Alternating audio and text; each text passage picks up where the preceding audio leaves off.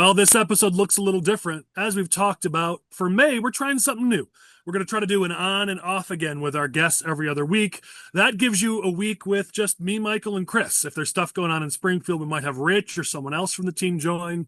But the idea is to have it be a little more laid back. Some of our podcasts can be very rigid and agenda driven and, moving. And as a result, sometimes you guys miss out on some really good analysis because I got to cut off, Chris or Michael when they're making a really good point because we got to move on. So we're trying this a little bit, see if we can give Michael and Chris a little more time to talk. Plus, without guests, let's be real, we could be a little more unplugged. We can say some things maybe that we can't say when there are guests here because we don't want to get them in trouble. So we'll see. We're trying this out for May. Let us know, as our loyal viewers and listeners, what you think about the change, and we'll decide what we do for June moving forward. I guess I should do an official introduction. So, Chris, Michael, what's up, guys? Glad to have you. Good to be here. I had some people texting me asking me where I was last week. They were like, "What's going on?" I mean, the YouTube commenters, all they cared about was where Chris was. Oh, No, wow. I'm humbled, really, to come before you as someone who was missed on this podcast. I know I missed the audience certainly, and I was wondering where you guys were as well, in my absence. So, thank you for your kind words. And all I have to say in regards to last week is Habemus Papam. We have a pope. So, I was busy following the papal conclave in my absence. There you go. Well, I'll admit to our people who are watching and listening, it has been a week, a very, very, very long week, both with politics, with work, and then we've got Mother's Day and my wife's birthday also right around the same time. And my wife and I we talked about it, and it's not fair to her to have to crunch the holidays like any kid who has their birthday around Christmas and they kind of get screwed. Uh-huh. So we're like, we're gonna be really intentional and make sure that you get a birthday and a Mother's Day. And let's be real, my wife is amazing. She deserves to be treated like a queen every day, let alone just on her birthday and Mother's Day. So I worked my butt off to take care of her and Teddy and have a good week.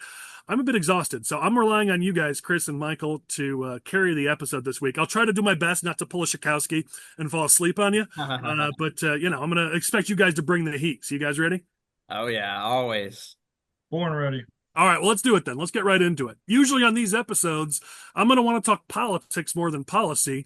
So even if we're looking at policy topics, we're probably going to want to have more of a political bent to it. But this week, there's a lot of policy to talk about, starting with the budget. I mean, every day there's been more and more added to this topic. I've got like 3 or 4 pages of notes at this point just on this first topic. We got to start at the latest breaking news, which is Fred Crespo, a moderate Democrat from just by me, just Hoffman Estates. Our operations team lead, Ryan's from Hoffman Estates.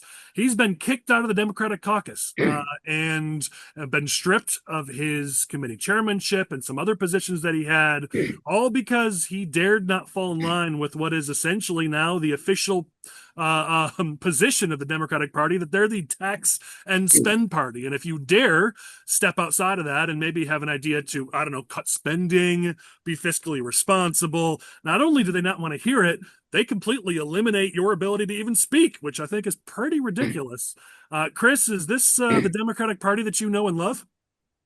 Far be it from me to criticize the incumbent Speaker of the Illinois House of Representatives, though. You've never done that before. One must ponder the question of why would you decide to sack the chairman of an appropriations committee with 16 days left to go to create a budget? It beggars belief to some degree. Now, one must understand that Welch probably thought he had to do this to get the rest of his caucus in line, because it didn't seem like his budget was really going anywhere. The press had even gone to start criticizing the budgeting process by basically calling into question all of the revenue projections that the governor's office and the House budgeteers have been putting together as basically nonsense. How could you ever come up with these numbers? Nobody is quite sure. And it seems like Crespo had been verging a little bit too close to the line of questioning some of these numbers, and even begin putting together his own budget package, which of course is a no-no if you're a loyal member of the House Democratic Caucus.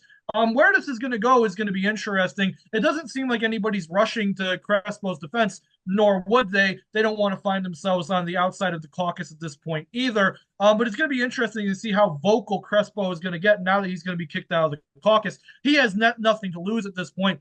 He can become the voice crying out in the wilderness, basically talking about how bad this budget's going to be. Again, he has nothing to lose. And if you're Chris Welch, I probably would have done this afterwards if Crespo was going to be that big of a problem, because it seemed like he was going to do whatever he was going to do anyway. And do you really want to set this precedent that every time somebody steps out of line during the budgeting process, you're just going to axe them from the caucus? It's a bad precedent to set. And now he's going to have to follow through with this, most likely to primary Fred Crespo. And we know that went very well for them in 2024 when they took out Mary Flowers, who was the longest serving member of the Illinois House of Representatives. So I just think this is a bad move, for at least from a political perspective, or at least from a perspectives standpoint. But that's to be seen. Maybe this will get the rest of the moderates in the House Democratic caucus in line to basically say we don't want to step out of turn and say that the budget is bad. Even if it might be politically advantageous for them to do so, if this budget is as bad as people are making it out to be. But it still remains to be seen. There hasn't really been much progress on the budget lately, so who knows? Well, you say progress. I mean, the reality is, as Republicans have been frustrated by, there's plenty of meetings happening. I mean, there is progress happening. It's just nobody is allowed to be aware of it. I mean, Republicans are kept out of the room, and this is clearly of the point here is to get Crespo out of the room, get everybody in line, as you're saying, Chris. They're looking at their looming deadline and saying, if we don't get our people in line and get people like Crespo, people who have a fiscal brain in their heads, get them out of the way, there's just no way this is going to happen. So, I mean, this was a nuclear move, to be sure, but with just over 2 weeks left, seems like they didn't have much of an option, which just tells you where they're at. I mean, at this point, looking at this budget, they're using fairy tale numbers, as you said, Chris, and we'll talk about that in a second because I got a lot of thoughts on that. But the fact that it had gotten so bad, I was saying a couple weeks ago, where are the moderates? Why aren't they speaking out? To be honest, if you're that angry at Crespo, it's not like he's been going to the press. There hasn't been stories out there of him complaining about the budget or saying that it's not, they're not cutting. Like for all the speaking out that the moderate Democrats did last year, they've been pretty quiet this time. So this is their reward. Here you go, moderate Democrats. Here's your reward for being quiet and not causing headaches. If you dare even behind the scenes step out of line a little bit, you're gone. Like it's pretty extreme. As my final comment. Go ahead, Michael. Okay, Michael. I was going to say, I saw this quote in the Chicago Tribune a couple of days ago from Speaker Welch, where he said, "We're going to pass balanced budgets. And listen, when you're in charge of a large group of tax and spend Democrats, that ain't always easy." So when I saw that quote probably 2 or 3 days ago, I thought, oh man, maybe maybe there's some friction behind the scenes. The Democrats are trying to figure out what to cut. I mean, you saw the quote from Pritzker where, he encouraged people to come to him with potential cuts. But then you see what happened, on Thursday, as we're recording this, they threw Crespo out on the sidewalk. Right? So it does not sound like there's much appetite for making adjustments, making cuts, things of that nature, which is frankly absurd considering we just got this report where they're saying that, $500 million less than what they had originally expected is going to be in the coffers. Yeah, well, there's more to that for sure. There's so many topics here to unpack. I want to bring us back just briefly to Chris, what you said about, I mean, you can't do this. You can't kick Crespo out and then not go after him in the next election. Like they have to. They have to go after him in this election. But I don't think this is Mary Flowers' district. I mean, I'm looking at the district. Let's say one thing clear as Republicans or as a center right podcast. Unfortunately, this is not a district Republicans can play in. It's D25. It ain't going to happen. But the interesting thing here is Trump actually overperformed significantly in this district. I mean, he only lost it by 15. When you compare, a lot of other Democrats are winning that district by 25, 27, 28. And Harris only won by 15. So if you look at the dynamics of this district, it's not a far left liberal district. I just don't see this as the same sort of Mary Flowers situation where Welch can come in and spend a crap ton of money and actually succeed. Now, could he? Sure. But I look at this as being sort of a no-win situation for Welch and his caucus. I think they come in for Crespo. I think Crespo's in a pretty good position to hold on. Well, Crespo is only unfortunately sitting on about 92 grand at last check. So Mary Flowers was sitting on well more than that, actually. And Mary Flowers is obviously a longer term incumbent. And I would I would also object to the statement that Mary Flowers' district was maybe too liberal. It is certainly demographically different than this district. Mary Flowers is a majority black district. This district is majority white with some Hispanics in it as well. So it is demographically different in that regard. I just think if Crespo has a chance to hold on, he's going to have to pick up his fundraising a little bit. When, as we can see from every other race, when the House leader shuts you down, you're not going to get the money anymore. Now, some special interest groups will stick around behind Crespo. He's probably carried some legislation for them over the years, and they'll throw him a few $1,000. But this is going to be very difficult for Crespo to hold on when the precedent is they spent, I believe, north of $1 million on Mike Crawford to take out Mary Flowers, and they've got the money to do it again. So Crespo, while a long-term incumbent, he's got to have some type of political organization on hand if he wants to win this thing. Not to say that this can't be remedied. I mean, stranger things have happened in politics where they'll just kind of sing kumbaya after this budget processing is done, but I don't think it's going to happen. Also, such a bad precedent that you can make up afterwards when you do this sort of thing. So, yeah, I think Crespo's on borrowed time. So, I see that again. The whole point of this is to let us disagree. I disagree with you. Yes, the money's limited, and that spigot will be turned off. But you're acting as if Crespo's been in the House or been in the district for 5 minutes. I mean, he was elected in 2006. It's not like he's a new member. He's got relationships. He's been around for a long time. So let's not pretend like this guy's just showing up overnight, and then the Democrats will send a few mail pieces and knock him out. Mary Flowers was the longest term incumbent in the House. I'm aware of that, but the reality is Crespo's been in office now for almost 20 years, and by the time the primary rolls around, it'll be 20 years. So it's not like they're going to easily take him out. Well, then, Collin, we're going to have to. This is my final point, Michael. I apologize, but then we'll just have to finally see the old question of how much outspending your opponent actually matters in politics. It mattered a lot in Mary Flowers' district because she only got a little bit north of 30% of the vote in that one. So we're going to find out how much it's going to matter for Crespo. Yeah. Well, and I was just going to say it shows who's welcome in today's Illinois Democratic Party and who isn't, right? If you, give a moderate opinion or say, hey, maybe we need to pump the brakes a little bit, we're spending too much, or these numbers don't add up, it's all right, well, you're right out the door. Well, and let's talk about this. We've said it a few times, and it's pretty clear that it's coming to fruition now, which is the whole play here by Pritzker was to try to put all this at Trump's feet. Say it's all Trump's fault that we're having to cut the budget. But even his allies are calling him out for what were ridiculous fake numbers that he had predicted earlier. And now it's saying, oh, well, now because of Trump, the reality is coming in less than that. When even Pritzker's allies are like, yeah, you know what? You took it too far. You faked this way too much. I mean, it's just that was their whole play. So I'm sure that's coming into play here as well. That if you're not on the reservation on the Pritzker message, which is, everything's been going perfect in Illinois until Donald Trump screwed it up. Like, you look at all the financial projections for years. You look at our financial picture, our spending, our tax base. Many of us have been warning about this for years. But sure, Pritzker's going to try to, Governor Gaslight's going to try to get us all to believe that everything was perfect. The state was not in any sort of fiscal trouble. And then Trump came in and suddenly now, we got to raise taxes. I mean, it's, again, even Rich Miller and others are like, yeah, that ain't going to fly. I mean, that's how bad it is. If you can't even get them to parrot your talking points, you were way outside reality. No doubt. So we'll see where they're going to pick this up. I mean, obviously the talk is now what revenues are they going to enhance? Where are they going to come up with this money? And let's be real, it's not just the budget. The budget deficit that's projected. Every day we're seeing more bills push forward that are going to add more spending to the base. 10 million here, 50 million there, 80 million there, all adding to this. That's not money that's just sitting around. That's all additional spending. So that's going to make this an even tougher picture to try to fill. And then you got other groups coming for their money. I mean, we've talked a lot on this podcast about the fiscal cliff that the public transit agencies are running into. They want 770 million. Chicago wants that to be 1.5 billion, not just 770 million. You've got the CPS is just looking for 300 million of magic money from either the city or the state. Chicago's looking for a bailout. I mean, we're all talking about, 500 million or 550 million. It's way more than that once you add in all the other spending that has to be accounted for. If the budget is not going to be cut, if they're not going to actually consider being fiscally responsible and reducing the budget, it's going to have to be tax increases. That's their only option left on the table.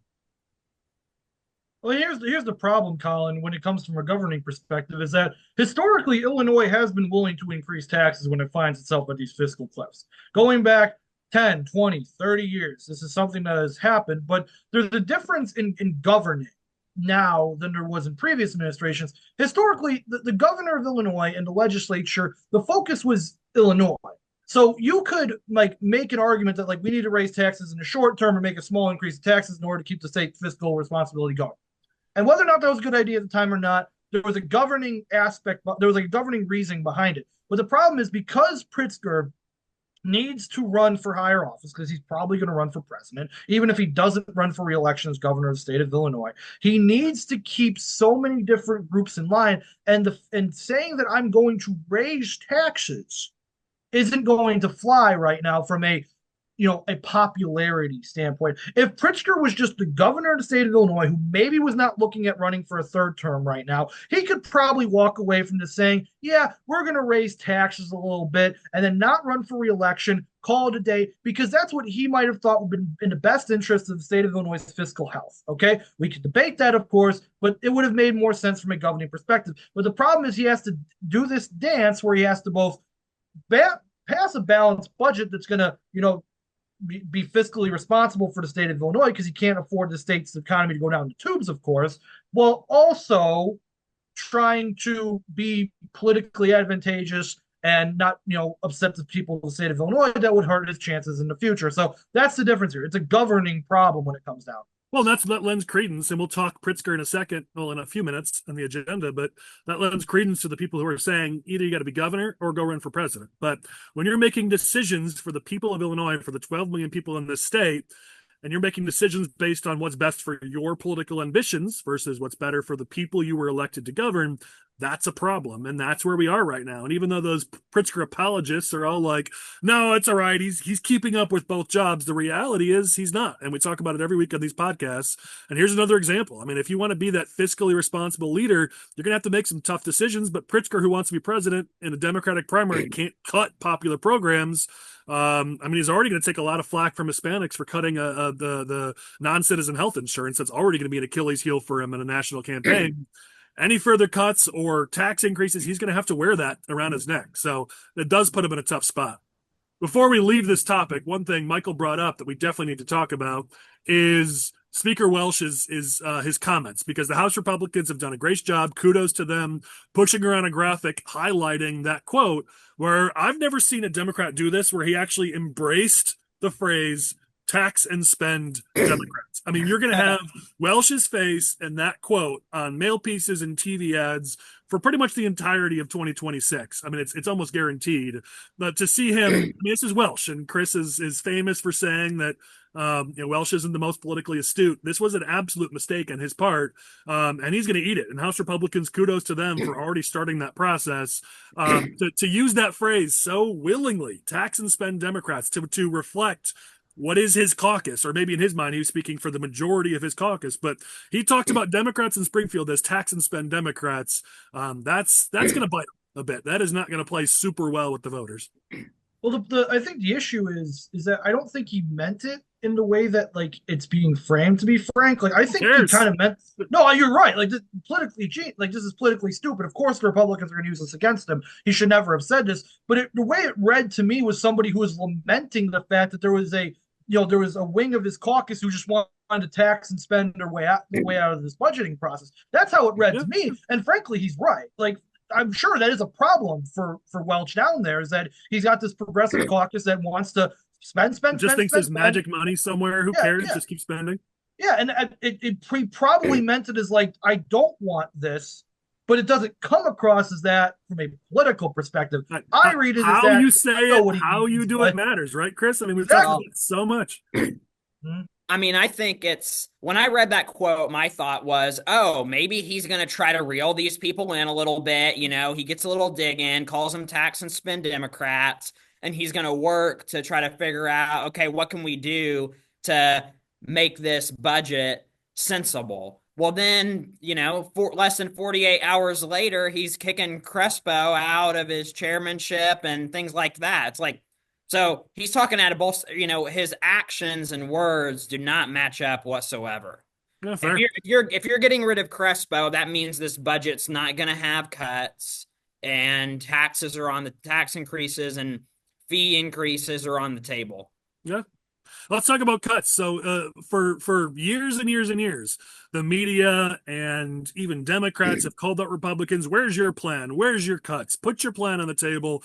Put your cuts on the table. And every time that we do it, every single time, they immediately start to attack and ridicule. Like the moment we do it. So the latest foray into this is Jed Davis and the Freedom Caucus coming out with their budget, their list of cuts, and they were clear to say that these are estimates, that this is just a starting point, this is for talking points, but it doesn't matter. They put numbers out. Of course, the other side's going to jump on it, and within minutes, you've got Cat Facts ridiculing them. You've got the Democrats putting out press releases attacking them. They can't have it both ways. Though, of course, they're going to try, which is Republicans never put their name to cuts, never actually go out there and say what they would do for the budget, and then here you have a Republican who, I don't agree with everything he's got in here, but certainly there are things in here worth discussing. There are money savings for taxpayers in here that are absolutely worth the conversation. Instead, though, we just get ridicule and attack, and people predicting the doom of the Republican Party all over this. So I'm curious what you guys think about the political play here more than anything else. Well, from a political perspective, it's a smart play for the Democrats. Every time the Republicans say they want to cut something, you just use it against them. Even if you might agree with the cut at face value, like cutting Medicaid. Like, this is not an unprecedented thing. Bill Clinton cut Medicaid back and Medicare back in the 1990s. It's not unprecedented, but when you see that, it plays well. Cutting Medicaid is a bad idea from a political perspective. You should not do that if you want to have a political we'll talk future. about that next topic. So let's right. But my point is, it's like, it makes sense for the Democratic Party, but this is a product of the fact that, like, there's not like an actual government process here where Republicans can like present cuts to the Democrats and they're going to like take it seriously. So what are the Republicans supposed to do? And they're going to govern, and I'm going to use a term that you don't like, Collin, but they're going to govern basically by press release, because they don't have any other way to really get it out there that, like, this is what we want to happen. Because Tony McCombie could walk in to Welch's office and say, hey, this is what the Republican caucus thinks we should cut in this year's budget. We think and he's going to put it, thank you, Tony, appreciate your concerns, put it right over here on the other side of his desk, or goes right into the shredder. That's what's going to happen now in Springfield. And that's politically a problem, because Republicans aren't really relevant from a political aspect in the state. But also, what else are they going to do? So it's a double-edged sword, because you want the people of Illinois to see, listen, there are things, and I think Democrats and Republicans would agree, there are things that need to be cut in this state's budget. Even J.B. Pritzker seems to agree that we need to cut, healthcare funding for undocumented immigrants, and non-citizens. I think there are things to be cut, but the problem is every time you do that, the other side is going to use it against you. So it is a double-edged sword. There is no way. I mean, listen, it's a no-win situation. You either say nothing and then you can become increasingly irrelevant, or you keep saying things, and you give your opponents more ammunition in the upcoming election. Well, I don't. Yeah, you're right, Michael. I want to get your thoughts first, and then I've been trying to decide how I feel about this, and I think in the shower just a little bit ago, I finally decided how I felt. But you go ahead, and maybe you can change my mind. Well, we've talked about it previously, when Biden was in the White House and there was all the, grants and COVID money and all these things that were pouring in, they added new programs and increased spending on existing programs. They didn't address, the structural issues that we have. So now that those funds are drying up, it's like, oh, well, how are we going to make this work?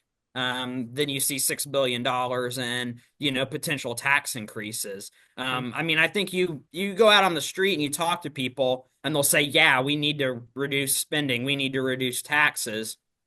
But then when you put a specific line item out there and say, this is what we want to do, then, you're going to have a segment of the population that's like, oh, well, that means my check's not coming in the mail next week. Right. So the cuts is a very difficult, it's a balancing act. It's very difficult. Yeah, listen, if Republicans utilize this to our advantage, then there could be some benefit here. You can come out and say a budget was presented at $44 billion that Democrats wouldn't even look at. We tried. They spent 55 or 56, or, with the transit stuff, who knows where the hell all this ends up at. They spent X. We presented them an option at lower than that. You can use that sort of as a talking point and as a messaging point to show how fiscally irresponsible they are. So if Republicans use this, there could be some advantage. Chris isn't wrong. I kind of expected you, Chris, to be a bit more against this, I'll be honest, because this did open a significant political liability for Republicans. I mean, it absolutely did. I'm sure there are some down in Springfield who are frustrated with the Freedom Caucus, and Jed Davis specifically. And I understand that, because there's two schools of thought when it comes to campaigning. And in Illinois, we've been dictated by one school of thought for a while, which is don't give the other side ammunition.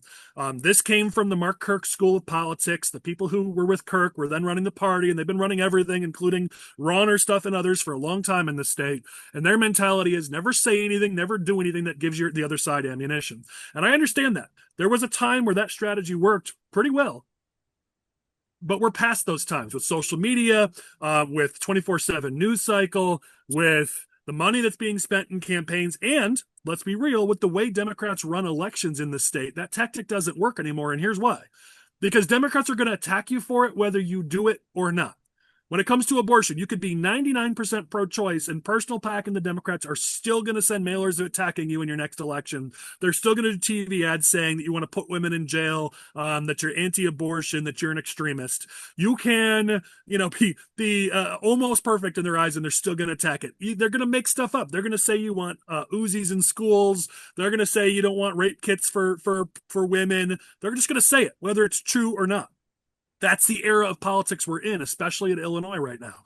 And so they were going to attack us for not voting for the budget, and for every piece of that budget, whether Jed Davis and the Freedom Caucus put this budget out or not. They were already going to attack us for it. And so with that being our reality, we got to fight, because for years we've sort of been beaten down where Republicans were afraid to say anything, afraid to put any policy positions out, because, Democrats might attack us, but they're going to attack us anyways. And so what I love that I've seen this year more than any other year, it's been building for a few years, but it's especially this year, is Republicans fighting back and saying, you know what? I don't care if you attack us. Here's what we would do if we would lead. Here's what real responsible Republican governance could look like if voters decide to take things a different direction finally. I like that. I like that we're putting out policies. I like that we're doing press conferences and digital ads and mail pieces and texts. And I like that we're fighting back. And so, yeah, does this create a liability for Republicans? 100%. But so does most things that you do in politics. And I like to see that Republicans are ready and willing to fight back and say, you know what? Here's what it would look like if we had a chance to lead. So I do understand both arguments. I accept that this does create some liability for Republicans. But guess what? They were going to attack us for it anyways. So if we use this to our advantage, I'm all for it. If we just move on from this and let the Democrats rail on us for all of 2026 for this budget, well, now it's a failure. But if we use it to our advantage, this could be a boon. And I say to Republicans, don't let them stop you from fighting back. Don't let them ridiculing you stop you from leading. Don't let them get you so afraid at the punch that they're going to throw that you're afraid to throw a punch of your own. We got to fight back. If you're in the ring and all you do is keep your fists up, and you're afraid of the punch, which is what we've been doing as Republicans for a decade plus, we're never going to friggin' win. So was this tactically the smartest play? I probably would have done it a little bit different, let's be real, but I like that we're fighting and it can be used to our advantage. Any holes you can poke in that, Chris? Well, I just want to make a clarification. It wasn't necessarily that I was in favor of this or even against it. It's more so of I have been the biggest advocate against like touching certain like programs and how that's extremely politically, problematic when you do stuff. Things like Social Security, Medicare, Medicaid. It's why I'm that's not here. This is the state. Right, no, but I'm saying like the Democrats. I believe Medicaid was involved in this, if I'm not mistaken. That's what I read earlier. I could be wrong, but like I just want to make sure that when you're presenting cuts, like they're cuts that make complete sense and are actually things that like we're going to have the people of Illinois on our side with. One of the problems the Republican Party constantly gets into is that it takes an ideological stand against a certain aspect of government spending, and the Freedom Caucus specifically is want to do these sorts of things. And when it bounce back in like a poll or in campaign messaging, it always comes back to budgets. Like there are things that need to be cut in the state of Illinois, and I think that the Republicans are smart in pointing them out. Is just you want to be careful on how you do that. That was the Doge focus. The here is the most. That's how I would have done this. To be clear, focus on the most egregious. I personally wouldn't have put out a budget, though I have felt tempted sometimes, so I get why Jed and others wanted to do this. But you focus on the more egregious stuff, make them look ridiculous. That's as the minority, super minority party, that's what you do. So listen, again, how this was done, I would have done it slightly different, but I get the point. And I think showing that there's a path here, a more fiscally responsible path that doesn't require spending $55+ billion, and that's what we want our Republican leaders to do. We're fiscally responsible. Let's prove it. Let's show it. So the idea here, I can get on board.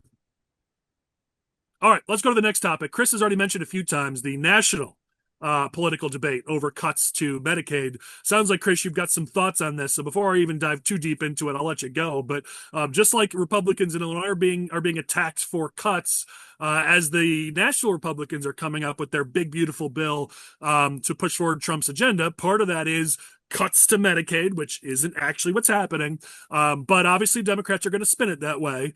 And politically, this is certainly going to have some pain. So while we don't like talking national politics, Republicans in Illinois, if you're watching this podcast, we're going to have to answer for this for the next year and a half. So you got to be aware it's going on. I'll equip you some talking points in this topic. But first, we'll just kind of talk about the high level stuff first. Chris, seems like you're not a fan of this. It isn't necessarily that I'm not a fan of it. I'm just not a fan of it the way it's being rolled out and the way that like the Democrats basically have like full reign over this topic. Because again, there are certain things that you just don't touch in politics. Like what we could sit here for hours and have an ideological and governmental debate over the viability of Social Security, fraud in the Medicare and Medicaid system. We could talk about that for hours probably. But here's the thing. When you talk about, changes to Social Security, when you talk about changes to Medicaid, the things that ring out in people's mind is you're going to take away something that is mine, whether it's Medicaid, Social Security, or whatnot. And it doesn't matter how right you might be on this issue and about how just you might be in saying there's fraud, we are cutting. The problem is that the Democrats are going to use it against you. And the other problem is that this isn't just like, oh, we're cutting out waste, we're cutting out fraud. No, this is the Republican Party we're talking about here, people. And there is genuinely a goal within some people within the Republican Party that they want to cut federal programs for some ideological reason that doesn't perhaps make sense to this commentator. Okay. And even if you don't hold that specific position, the other side is going to use it against you. And that has been the problem with Doge, and this has been the problem with the government austerity up until this point. It isn't necessarily that there isn't a need for austerity, extreme austerity, perhaps, at the federal government level. That is not the issue. The issue is that you cannot say that you are going to be a 100% viable political party in the 2026 and beyond elections while also saying we're going to make these cuts to these social programs. It's just not going to work that way. There's going to have to be and if you want to punt on 2026, if you're the NRCC and you just want to punt and say we need to do this for the good of the country, God bless you. But from a political perspective, which is the point of this show, it's not going to work out. No. Well, and Chris, my frustration has been over and over with Republicans in DC has been the lack of pushback, the lack of effort on the messaging side, on the communication side. I'm going to read you a quote that both equips you as your viewers with how to present this, because this is what's actually happening, but also just shows my frustration here. So here's the quote from an article in The Hill about this whole process. Undoubtedly, Democrats will use this as an opportunity to engage in fear-mongering and misrepresent our bill as an attack on Medicaid. In reality, it preserves and strengthens Medicaid for children, mothers, people with disabilities, and the elderly, for whom the program was designed. So we've got clients that we've done polling for on these types of work requirements and the other things that are sort of part of this process, which we'll talk about, and it polls exceedingly well. Even in blue states, we're talking the worst I've ever seen is upper 60s. Usually it polls in the 70s and the 80s in terms of how well this polls. The idea that there are able-bodied, childless adults, so no children, they're able-bodied, so no disabilities, no other reasons, no other excuses why they couldn't work. And there's a significant number of those individuals who are on these programs, who are getting these government handouts. All that the Republicans are asking as part of this is, you know what, if you're in that category where you could get a job, we're asking you to volunteer, not even work, volunteer somewhere, look for a job, get a job. And it's not even a full-time thing. It's a small percentage, but we're asking you to do something to contribute if you're going to get taxpayers' money to help you survive. You don't have kids, you don't have disabilities, you're not a senior within a certain age range, and we're saying, you know what, it probably makes sense to at least look for a job or get a job or even volunteer for a local organization that does good for the community. That's all we're asking, and that's what this is. It preserves the funding for those who actually really need it. Kids, single mothers, seniors, people with disabilities. I mean, the people that we all agree, Republican or Democrat, agree need the support, and we're happy to pay our taxes to support those individuals. But somebody who's 35 who could get a job but just doesn't want to and wants to be on the government rolls instead, yeah, I'd like to see them at least be required to try to get a job. That's what this is. And when you message around that, it polls incredibly well.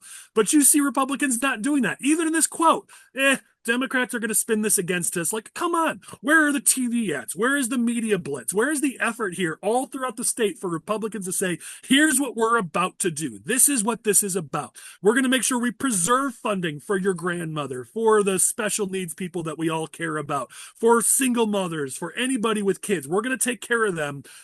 Where's that message? That's what's that's what's the failure here. I mean, that's what has been the failure for the Republican Party for a long time. But it seems like under this Trump administration, we're just like, yeah, Dems are going to spin it. Media's going to spin it. We don't care. Like, come on, put in some effort. That's what's been perplexing to me too here, Collin, is that you could actually, like, Lord knows money is infinite in politics. Even for national Republicans, money is pretty infinite. You could actually spend some money here and build a narrative around a Medicaid, cut in regards to able-bodied single people who, for whatever reason, can't get a job or won't get a job for one reason or another. You can make that argument, and you can make that messaging. You could spend a little money doing it, okay? But for whatever reason, they're just kind of letting the Democrats control the narrative, because the way this works is there's going to be a certain number of people, because that's how statistics work, there's going to be a certain number of people who will be taken off the Medicaid rolls because of this cut. Okay, and the Democrats are going to lay out, I don't know what the specific number is off the top of my head, so forgive me. I've got it. They're saying 8.6 million by 2034. That's what they're saying based on a CBO analysis. Okay, so every TV ad the Democrats are going to put out is 8.6 million people are going to lose their Medicaid. And if you're on Medicaid, even if you're one of those people who deserve Medicaid. Well, and Chris, hold on.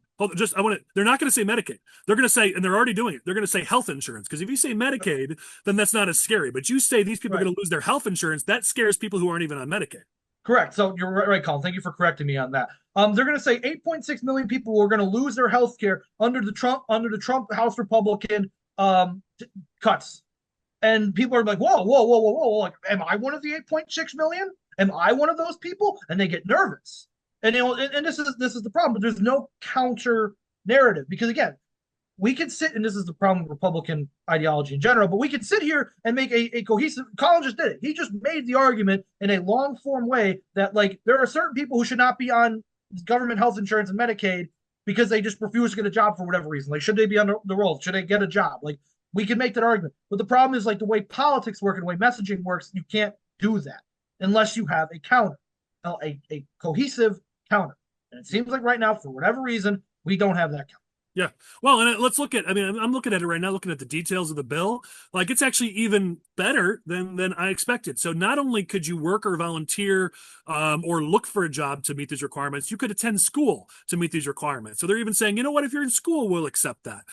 There's also exceptions on top of the ones I already gave you for pregnant women, for tribal members, for people with serious medical conditions. There's all sorts of exceptions here. I mean, again, it would not be hard to message this properly, but someone has to get off their ass and actually message it instead of just roll this out and let the media and Democrats run with it as they wish. I mean, it was weak sauce from the very beginning, and we're going to pay the price. I mean, we can't do this in Illinois. We're going to try, but, like, we can't message about this ourselves. You need national Republicans. You need the Trump administration to handle that. And so far, they're just letting it happen as it happens, and that never works out.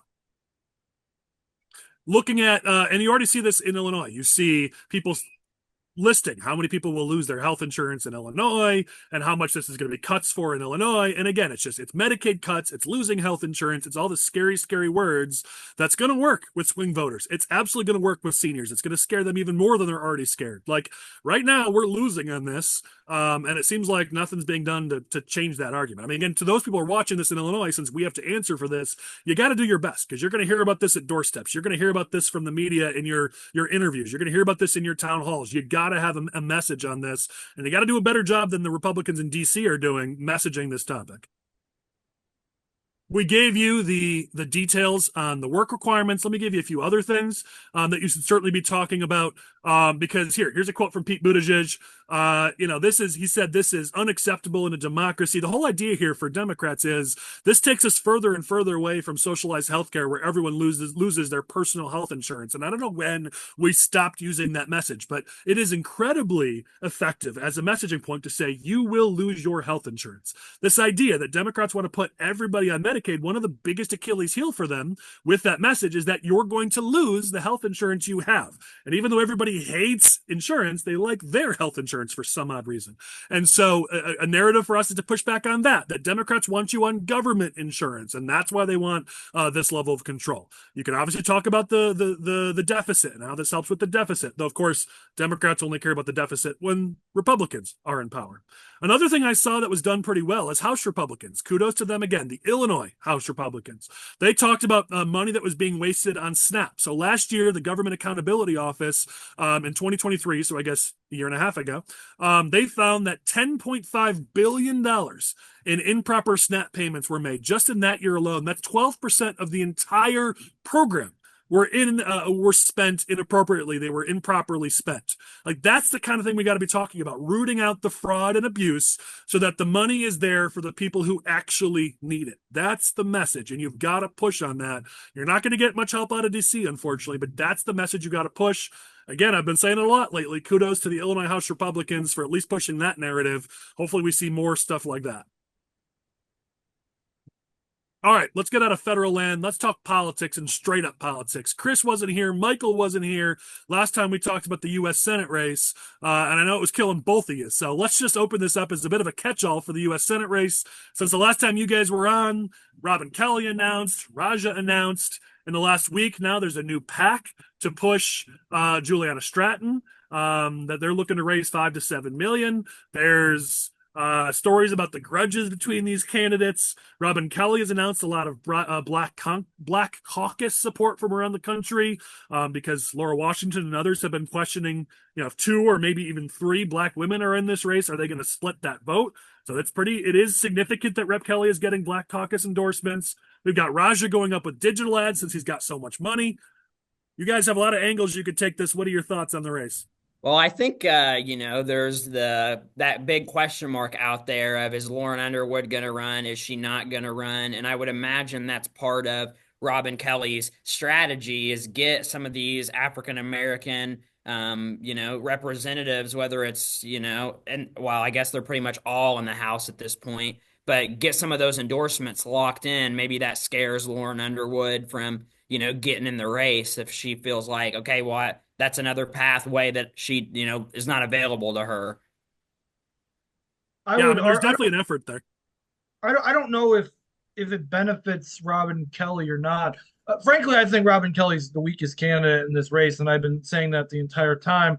And I don't know. I mean, Underwood running would probably take votes away from Juliana Stratton. Probably take a lot of votes away from Juliana Stratton, to be frank, but probably also doesn't really move any votes towards her in the process either. So it's interesting. I think probably, if I'm Robin Kelly, give me a call, send me a couple bucks. Collin don't got to know about it. But in any case, if I'm working for Robin Kelly, I'd probably rather have Lauren Underwood in the race just because she'll probably pull more votes from Stratton. But again, in a crowded field, Stratton's probably in the lead anyway. So this is a long-winded way of saying that, to be honest, I'm kind of bored with this U.S. Senate race. Honestly, like everybody was kind of talking up this as being like a big thing. This commentator included in some regards, but the people who jumped in are the ones that you thought were going to jump in at this point. Nobody's really throwing a curveball. I was kind of excited to see if Mike Ferris was going to jump in because that would have been a pretty big curveball. Really, I'm waiting for like any white candidate to jump in the race or any Hispanic candidate to jump in the race to make this a little bit interesting. Let's talk about something like that because now it's like, yeah, Stratton's running. We knew that was going to happen. Raja, like everybody and their mother knew that was going to happen. Robin Kelly, it's kind of interesting, but she's weak in my opinion in this field. And now we're just kind of waiting around for Underwood. Somebody throw me a curveball here. Somebody throw like. Let's talk about you've been great about talking about racial politics because I think a lot of Republicans don't fully understand how important that is, especially in a Democratic primary. It is significant. We're talking about three right now, two black women, but could be three black women, and then an Indian man. As you've said, I mean, there's no white candidate here. There's no Hispanic candidate, no Asian candidate. And I think someone somewhere is going to look at this and be like, I don't care if I tick off JV Pritzker. I'm going to get in because you see a white candidate get in, it's going to screw Raja big time. I mean, he's really counting on central, southern Illinois, western Illinois to come through for him because he's expecting those racial politics to play in his favor and let the three black women sort of fight over sort of the black vote and the Chicago vote and some of the other pockets throughout the state. I think Raja, more than anyone, probably doesn't want a white candidate, maybe even a Hispanic candidate to get in. I mean, there's more to play here, but you're right. It has been a little bit boring so far, just from the regards of, it's at this point, it's kind of like if it could be a Stratton Raja head-to-head race at this point, which is, not the fireworks we were hoping for.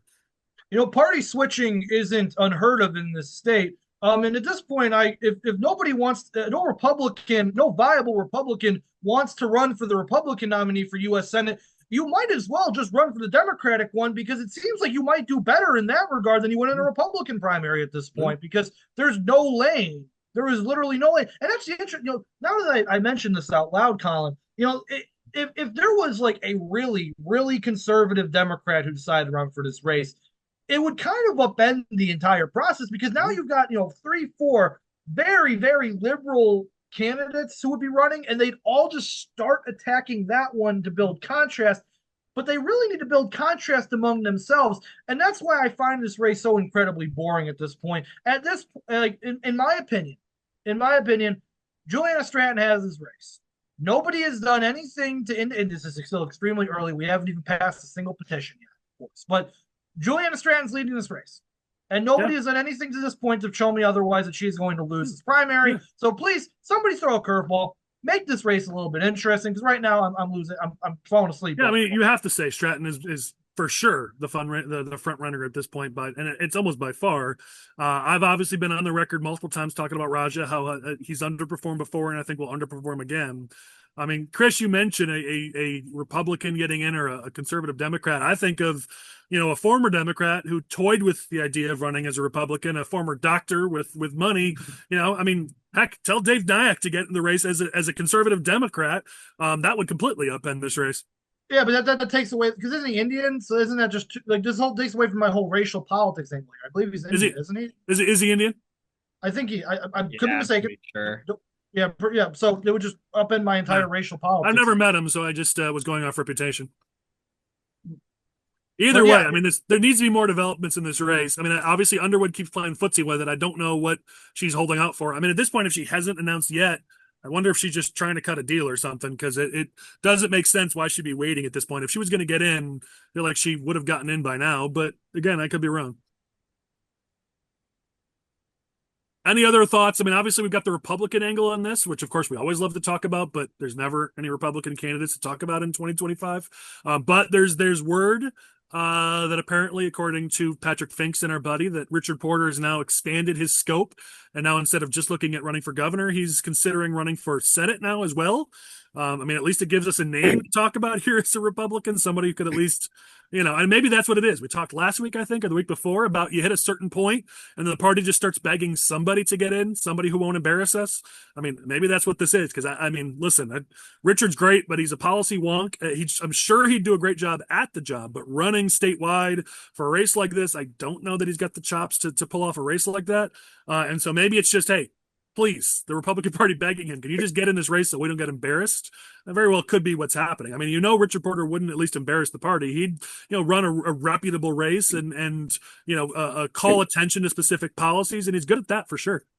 Well, and he's got the connections, to raise some money. I mean, probably not what you're going to need to make this a competitive race, but if he can get out there, raise some funds, run a serious campaign, we've talked about it before. Sometimes it's not about the, statewide race and our chance of winning that, but if you have a high caliber candidate that runs a serious campaign, that may uplift some down ballot races where you would have, lost them otherwise.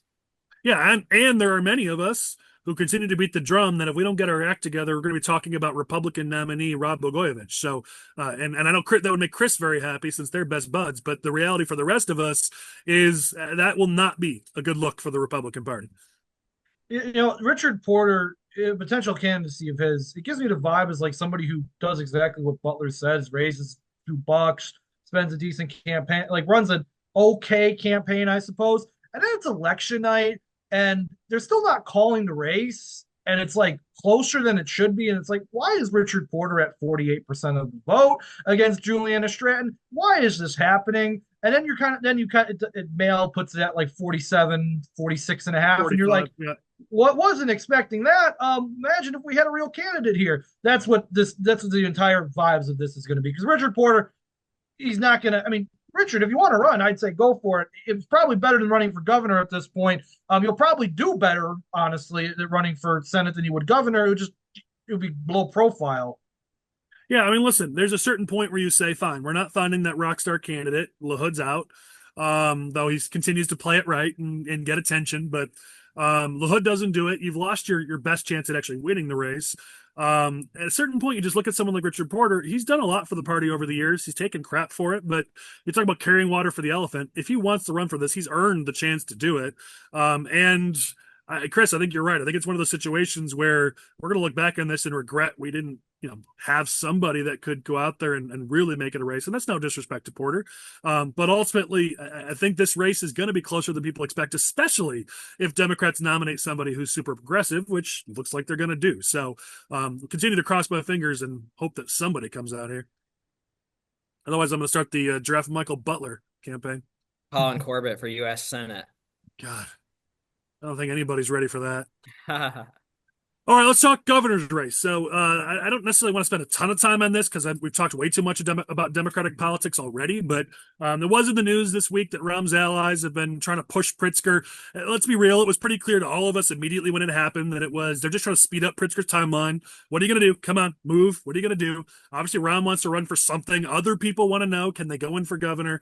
On Pritzker's end, he controls this, so he's going to take as much time as he wants. But people on the Democratic side are trying to speed him up so that they can decide, do we get to run for it or not? And Rahm was the latest, advocate for that via his allies, if you will. So I don't know. I mean, is there any decision coming from Pritzker anytime soon? What's Rahm going to do or not going to do? Is there any Republicans who are viable who are going to get in this race? Where are we at?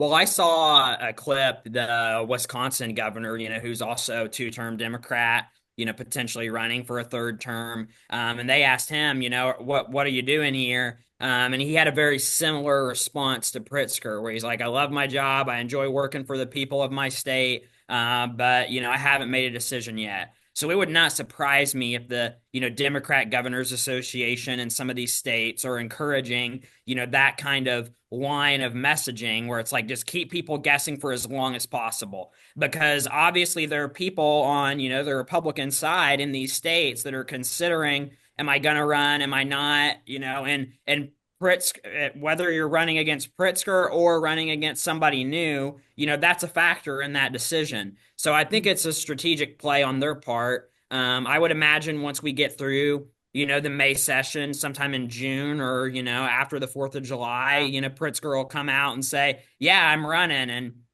here's my lieutenant governor. I think that's a part of it too, where, the Pritzker's got to decide who his running mate's going to be. And maybe that's not fully baked in yet. And that's part of the part of the delay, because I'm sure Well, I mean, people if there's anything that angling for that. 2024 taught us is that the Democratic Party certainly likes control. And so, I mean, Michael, the opposite could be said, that maybe they know that Pritzker's not going to run. They know who they want to take over. And so they're just saying, hey, wait as long as you can so that Democrats don't jump in the race because we want to control who becomes the nominee. I mean, you could look at it from both angles. And from both angles, the political play is wait, don't announce. So, I mean, Michael, I think you're right that the strategic play here is for Pritzker, just keep holding on, because whether it's Pritzker wants to run again or Pritzker wants to pick who is his replacement, in either case, the longer you wait, the harder you make it on other people who might want to run for it.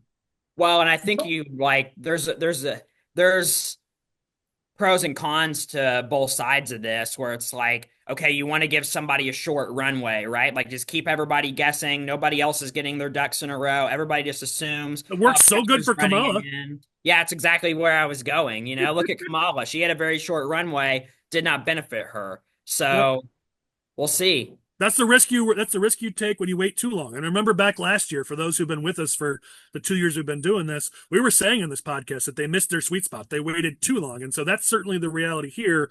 It's not too late in May, but they certainly could get to the point where they wait too long and then it causes them new problems. But they benefit from the fact that Illinois' primary is so ridiculously early. I mean, compared to the rest of the country, most people doing their primaries in August of next year. We're doing it in March of next year. We're passing petitions in August of this year. So, I mean, they do benefit where there's plenty of time to vet somebody publicly, introduce them to the voters. Because with our primary so early, you got 8 months from the primary to the general. That's more than enough time compared to some of these other states where it's 2 or 3 months.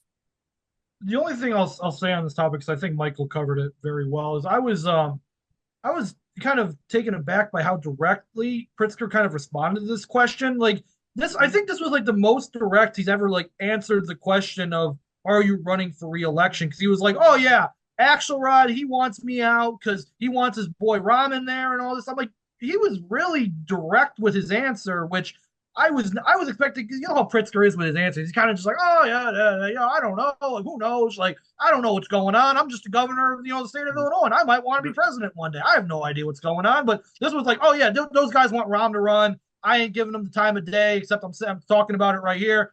Very weird. I would not have expected that from Pritzker. Oh no, there's clearly a fight here. There's clearly a split here. I mean, that's obviously been known for longer than we're saying it here in the podcast. But I mean, that's certainly why you've seen it in this instance specifically. Especially, I mean, they've been throwing pot shots at each other without naming each other by name. They've been throwing pot shots at each other for months now.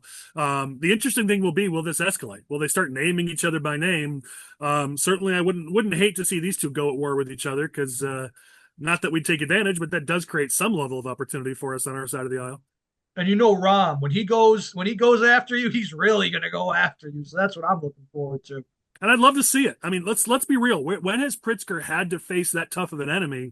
Certainly hasn't had to face it from Republicans. And I think there's a lot of people that on the Democratic side who think this dude's got a glass jaw, that just everyone's been so afraid of his money that no one's been willing to fight back. Rahm's the kind of guy who's, whether it's a good idea or not, says, F you, I'll fight back. And then we find out, does Pritzker actually have the chops here? Because he's paid his way to his current position.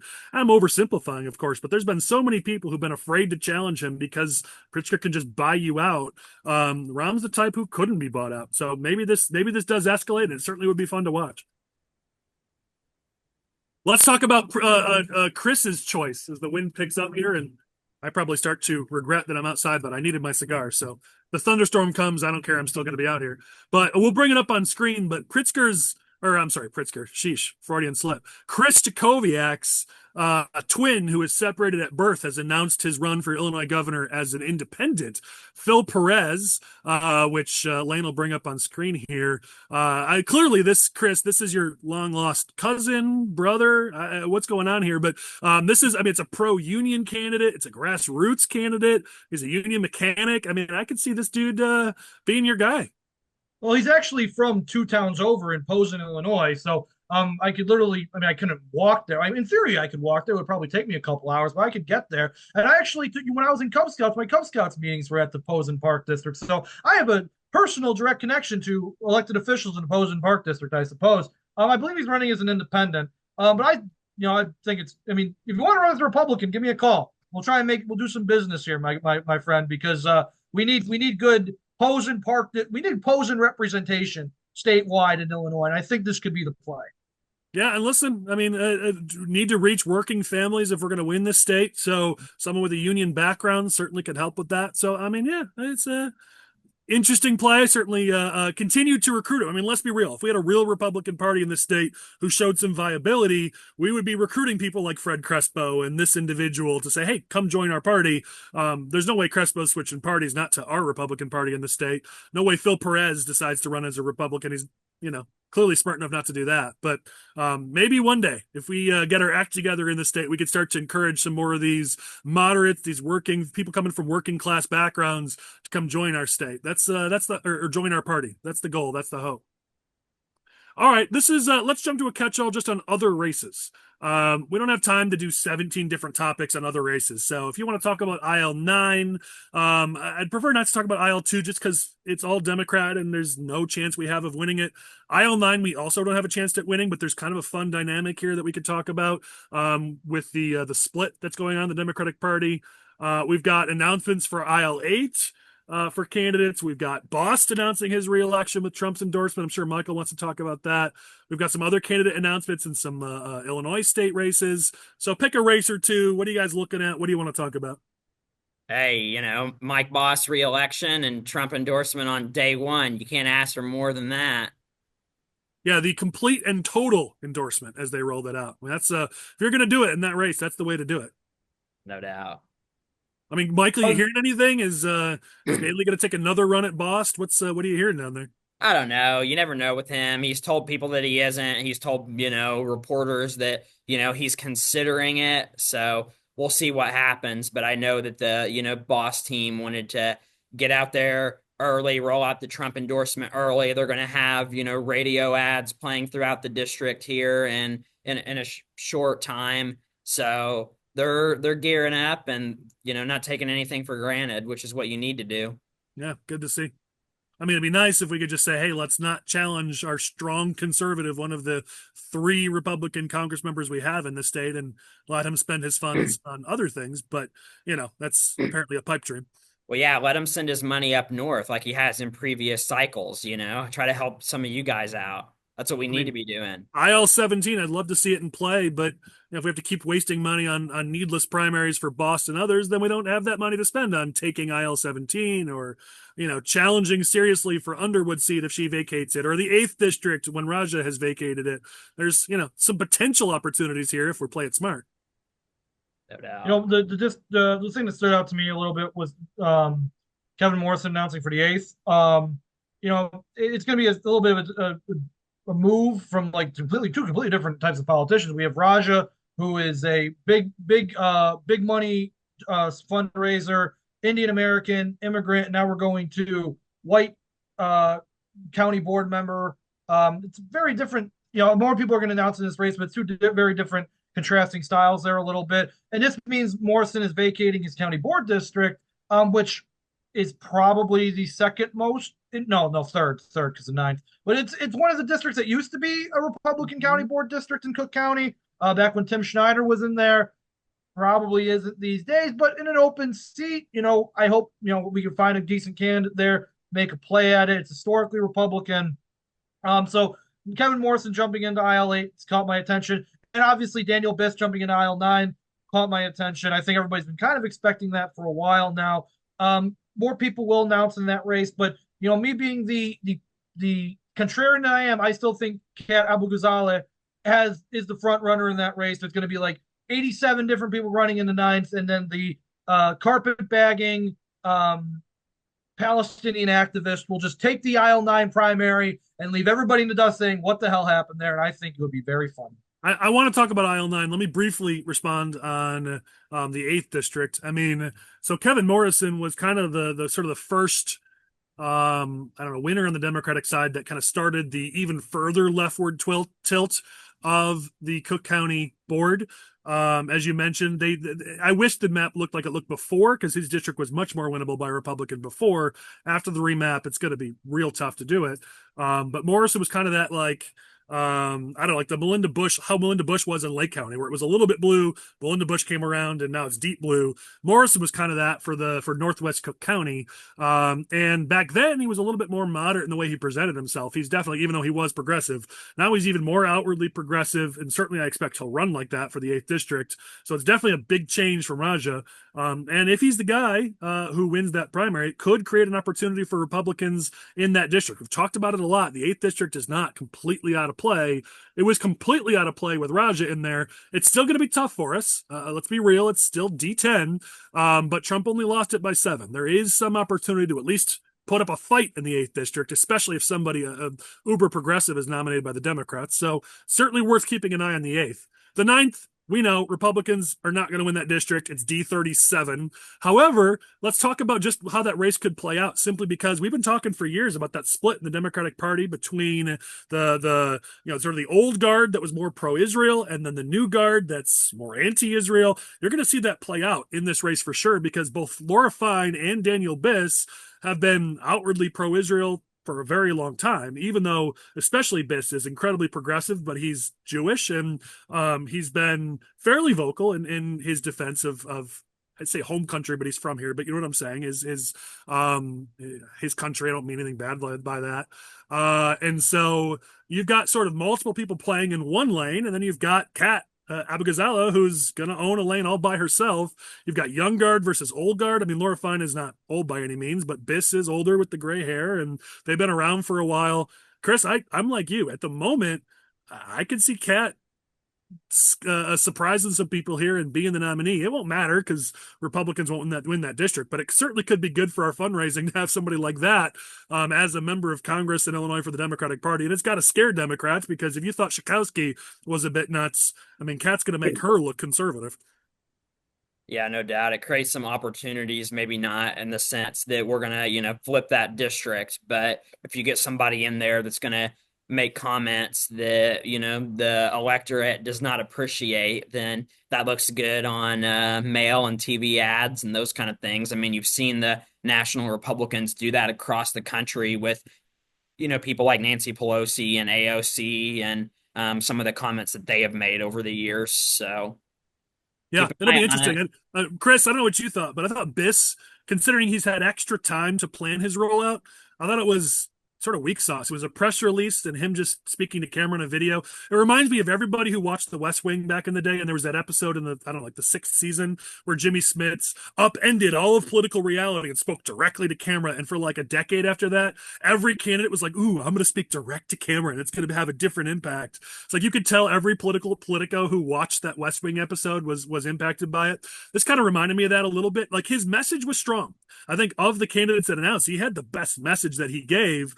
But you'd imagine a better rollout if you've had that much time to plan for a congressional rollout. So I've never watched West Wing, so I have no idea what you're talking about. But that seems to be the running theme of like this entire like scramble for Democratic primaries in Illinois so far. Is that people knew like these races were gonna like had the potential to become vacated and open primaries, and everybody's kind of rolling out these announcements, rolling out these rollouts, so to speak, that are just meh or even bad or okay. Like you guys have been preparing for this, your entire political lives. Like you knew that when this seat got open, I was running for it. I'm putting a team together, and you roll out this stuff. Like it's upsetting, and it also goes to show how actually effective the Illinois Democratic Party's political operative space is. That this is what they're rolling out, and this is what the Republican Party's losing to all these years. Like, come on, man. Well, I think a little bit. I think, if you look at the last couple of cycles, the last time they really had a primary on the Democratic side in this state was 2018. And Pritzker pretty much just ran away with it, right? Because he just wrote the checks and there it was. So, I mean, they're probably a little rusty when it comes to, rolling out for a primary and having to go up against, 3 or 4 or 5 other Democrats. So I'm sure that, if these rollouts are a sign of what's to come, I would imagine there's going to be more mistakes over the course of the next, 6 months. Democrats. I think it's the thing that drives me and Chris crazy the most is this is who we've been losing to. I mean, everyone says like, oh, wow, they just must be so good at what they do. No, we're just that bad because Democrats in the state, aside from Pritzker's operation and a few Democrats who've proven they're pretty good, the reality is the Democratic apparatus in the state is not as strong as people think. The candidates are not as strong as people think. They haven't been tested, and yet we still keep losing. That's, I think, the frustrating thing. Some other quick hits here. Senate District 36, there's going to be a primary on the Republican side. Knox County Board member Jennifer Frederick has filed. And so there's now 2 candidates in that race. On the Republican side, Pat Harlan had previously announced. Looks like we're going to have a primary on the Republican side for sheriff. Sean Noonan's talking about getting in that race, which that's been a bloody beef between him and Sheriff Mendrick for forever. So now it looks like that's going to play out in that primary. So it looks like we've got some announcements here and there, which is nice to see. And there's word that we've got some good Republican candidates that have been preparing for announcements. I want to see them, but at the state level for some of these Senate districts, these House districts. So I'm hopeful that we see those soon here over the summer once we get through May. Chris, last thing, got to do it quick because we're running out of time, but you wanted to talk about Hispanic representation. Have you already covered that? Have we already hit that mark? I already touched on it briefly. It's just, I'll just say in one sentence, there's no Hispanics running for any of these major Democratic primaries right now, and I think that's unfortunate because the Hispanics have been the demographic group that have been left behind most by the Democratic. Yeah, and certainly we need to do our work to sort of bring them over on our side, but we got work to do, and we don't seem to be willing to do it. All right, let's go. Let's do this one fast, but Chris wasn't here for this. Michael wasn't here for this. So I'd like to get their thoughts on Kristi Noem's visit because it continues to make some waves here. And you guys weren't here when we talked about it last week. So jump on in with your thoughts here briefly. So I don't really know what the strategy was behind this. It doesn't seem to have gone very well. So Kristi Noem decided upon herself to show up in Springfield, Illinois and hold a press conference talking about undocumented immigrants and ICE and all these other things. And the biggest joke about it is that she was specifically using a progressive activist, Emma Schaefer, who was unfortunately murdered. Yeah, we've talked about it last week. You don't need to give the news of it. Just give your right. But she's using this, but this was a progressive activist. Her mother's down the street counter protesting this press conference. It's so tone deaf. Who thought this out? Who planned this? And the Democrats have just been hammering the Republicans over and over against this because it wasn't done properly. And poor John Curran was there, and he had to kind of walk back the fact he was there a little bit because of how much of a disaster it was. So listen, I think it's a good thing, frankly, when you're the Republican Party and the Republican Party's in the White House, you could have these department heads come into your state and talk about things that are going wrong in the country and what they're doing. I think that's good. The execution here was just not good. It did not. I don't think Kristi Noem is a particularly impressive elected official or cabinet secretary. People were talking about her for vice president. Those people are idiots, frankly. So, yeah, this was a bad idea. If we're gonna have people come, but Chris, I want to push back. I don't know if it's a bad idea, just bad execution. Because the idea was that calling attention to illegal immigration, calling attention in Illinois when there's been crimes committed by illegal immigrants, by non-citizens, there's a good idea here. It was just the execution, which is what we talked about last week. If I were to do this, I would have done it in Chicago, and I would have had it use Chicago specific examples of this. Doing it in Springfield in the middle of session just kind of attracted too much weird attention from the state of Illinois people. I think if you would have done it in Chicago and used it as an attempt to attack Brandon Johnson, nobody would have cared if you attacked Brandon Johnson. Nobody would care. Pritzker probably would have ignored this entirely if you just attacked Brandon Johnson over this. But because again, it could have been in Springfield, but the execution was just terrible. Whoever's in charge of the Department of Homeland Security, try again, guys. And that's how I ended up on a watch list. Sorry. Michael, do you have thoughts to share? Did we cover it well enough? I mean, I think just execution could have been better, but, I was glad they came. Here's what I'd say. The hand-wringing, the just incessant hand-wringing by Democrats, by the media. How dare you try to make political hay over this? One of our guests last week said it right, that this individual, Emma Schaefer, was a liberal activist and was an activist on behalf of illegal immigrants and immigrants.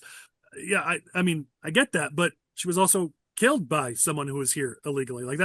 it should be fair game to at least talk about that like maybe this is something we should be talking about. And if the Democrats, let's talk about gun control. Every time that there's a shooting, Democrats are right out with their gun control narrative, their talking points. They don't get permission from the parents. They don't get permission from the families. But suddenly when Republicans want to use something as a talking point, we're supposed to get permission from the families. Like just talking out of both sides of their mouths. Like when it's an idea or a policy position they agree with, you're allowed to make political hay about anybody's unfortunate circumstances. But if you're a Republican or you want to push a narrative they don't agree with, suddenly you're a horrible human being for making something political. Like I just, it's a double standard that of course only Republicans are held to that I think is kind of ridiculous here. Well, and especially because, they're drawing attention to an individual who is still out there. This murder occurred, 2 years ago, and the person that allegedly committed this murder is still out roaming the streets. They don't know where he is, and they're offended that we're drawing attention to it. And I think that's what Republicans need to be focusing on is like, okay, so Democrats, this is who you're defending. Like, make him the poster child for Democrats. Fine, this is who you're defending. We've not done great about that, but we're letting it be defined as this poor young girl and her mother. You're going to lose that battle. You're going to lose that battle 100 times out of 100. But you make it about the individual who committed the crime, about the heinous acts. You make it about those individuals. Now you have a chance to win. That's where you control the narrative, and that's where we let it get away from us a bit. All right, we're going to do a brief news you can use section. There's a few things in the news that we want to make our audience aware of. The first one here, I don't have time to go on a rant, sadly, which I wish I could. Go to my social media. I did it there. But Stellantis has announced that they're not going to be building their battery factory or their parts hub in Belvidere. Some of us said this was likely to happen. If you don't know the history here, Joe Biden, JB Pritzker had this big splashy press conference. We've saved the plant. We've saved these workers' jobs. Not only is it going to be as good as before, but there's going to be more parts hubs and billions of dollars invested in battery manufacturing. This is going to be amazing.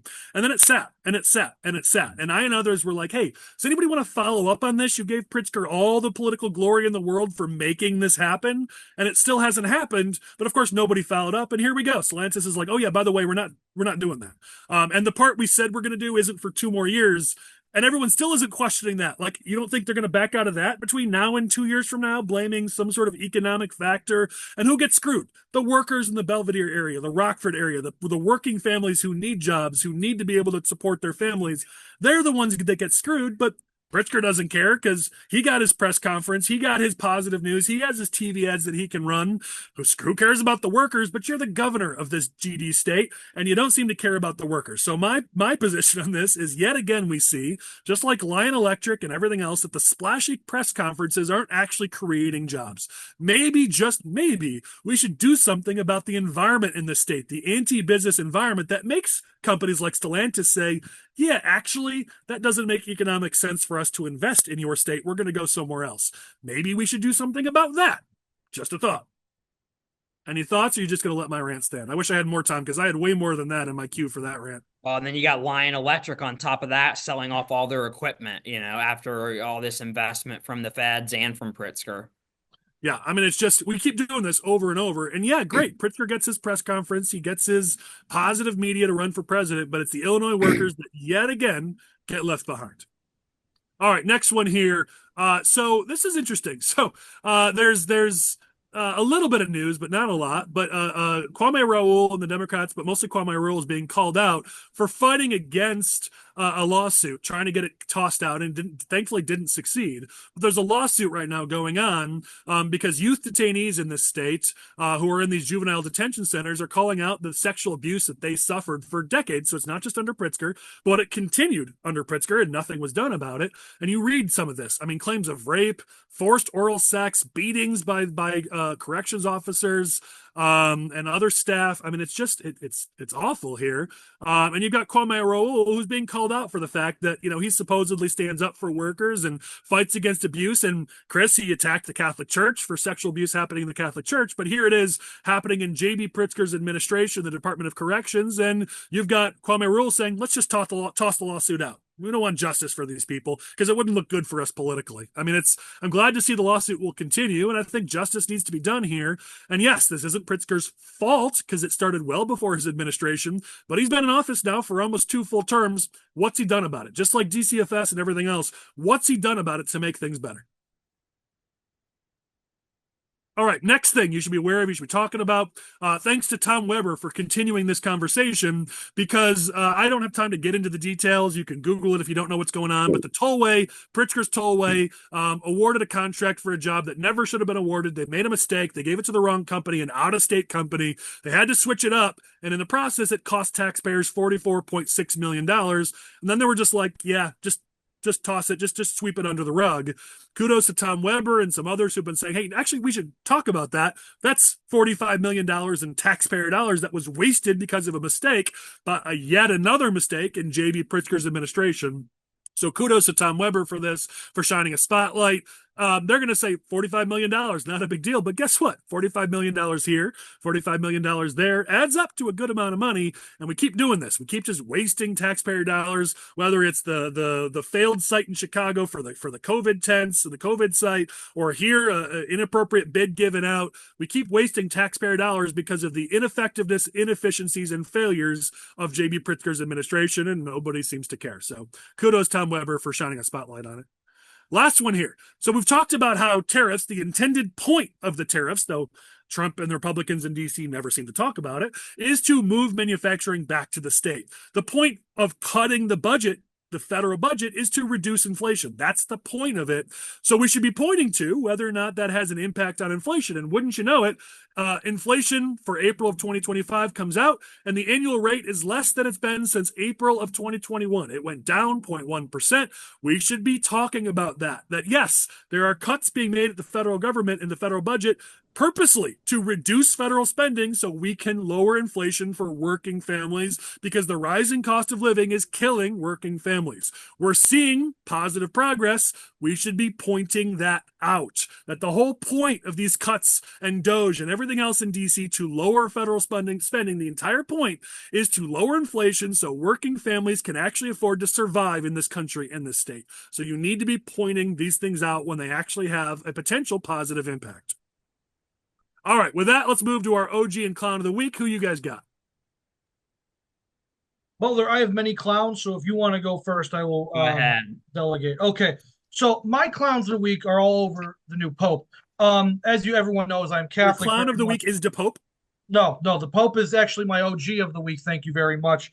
We have a Pope from Chicago, and therefore there are clowns because of this. The first clowns of the week, in fact, are the Chicago Cubs and their fans. Not even an hour after the Pope had been announced that it was a Pope from Chicago, the Cubs, somehow somebody at ABC7 said that he was a Cubs fan, and the Cubs just rolled with this. They were like, hey, Chicago, he's a Cubs fan. And like these stupid like websites started making shirts, like these so cringe-worthy shirts, and they were like, oh, the Cubs gonna come to Wrigley Field, he's gonna sit in the bleachers, and all this extremely cringe stuff, just to find out not only is he not a Cubs fan, not only is he a White Sox fan, he is a diehard White Sox fan who was at Game 1 of the 2005 World Series. So this was outrageous. And the Chicago Cubs and their fan base, they always need to be ashamed of themselves for the things they do. They need to be ashamed for slandering the Roman Pontiff's name by calling him a fan of the Chicago Cubs. They hoodwinked me. I said it on last week's episode because I believed the news report. And then right after we recorded,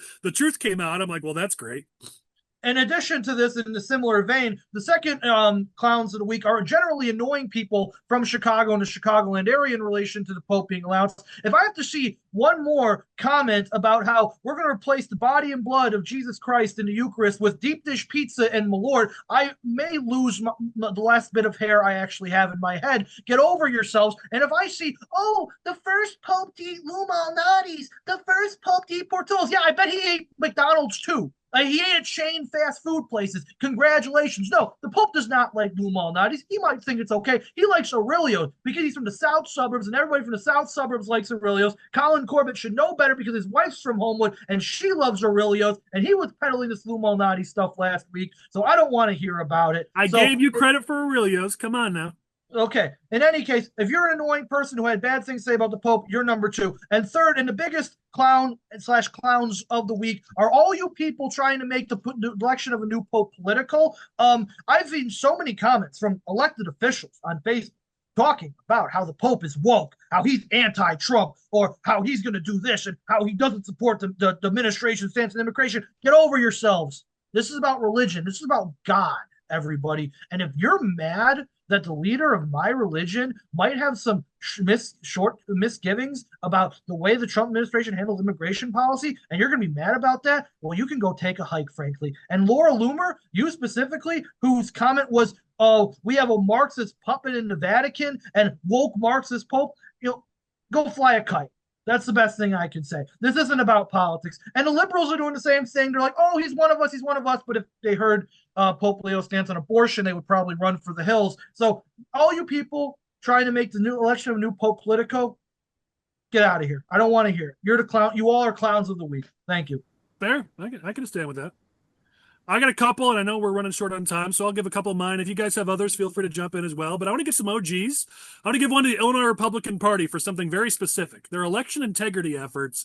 I've said for a long time that if you really care about election integrity efforts, you've got to get involved in county clerk elections. Stop bitching and moaning about stolen elections. And, this is really, if you want to make a difference, you've got to get involved in county clerk elections. If you think that these elections are being run improperly, then go get people in those offices who can make a difference. And the Illinois Republican Party this last week put something out encouraging candidates for county clerks and talking about how there's going to be a concerted effort to make sure that people are running for county clerk throughout the state who will run fair elections. Kudos on that. If you actually think that there's fraud and you actually want to make a difference about it, that's the first place you ought to go. I'm annoyed it took us until this point in 2025 to finally do something about it, but kudos to ILGAP. I love to see that transition to, it's just all about, they're all cheating at every level. Let's get some good county clerks in there and let's see about what happens.